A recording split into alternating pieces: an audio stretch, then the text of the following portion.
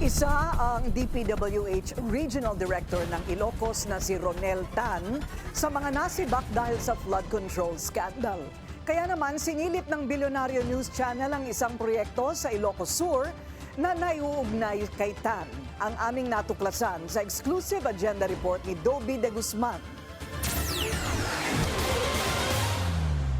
2 oras ang biyahe mula Abra patungong Vigan, Ilocos Sur. Kaya ang mga nagmamadali may naisip na diskarte. Pagdating sa bayan ng San Quintin, sasakay sa balsa kasama ang motorsiklo. Ang bilis ganito eh. Sabi ko, wala naman akong hawakan kaya natatakot ako. Tulay sa pagitan ng Abra River ang naisip na solusyon para mapabilis ang biyahe. Pagdudugtungin nito ang Barangay San Mariano sa bayan ng Bantay, Ilocos Sur at bayan ng San Quintin, Abra. Kaya mula sa Bangged na siyang kabisera ng Abra, magiging 1 oras na lang ang biyahe dahil hindi na kailangang dumaan pa sa Narvacan, Ilocos Sur. March 3, 2023, isinagawa ang groundbreaking ceremony. Pinangunahan nito ni Senator Amy Marcos at Ilocos Sur Governor Jerry Singson.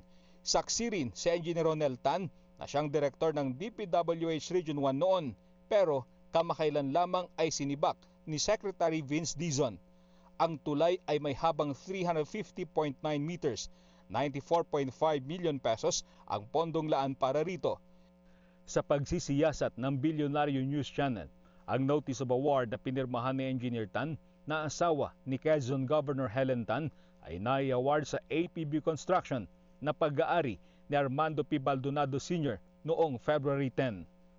Base naman sa Contract of Agreement na nilagdaan noong February 20, 2025, dapat ay matatapos na ito sa loob ng 212 days.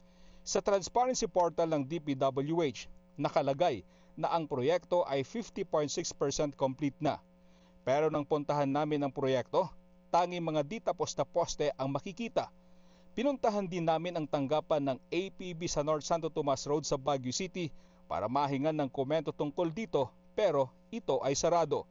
Sinisikap pa ng BNC na makuha ang pahayag ng DPWH tungkol sa issue. Ang 5 pang proyekto na karugtong ng itatayong tulay ay nai-award din sa APB Construction. Nagkakahalaga ito ng higit 550 million pesos. Para sa agenda, Dobby de Guzman, Bilyonaryo News Channel, Ilocos Sur.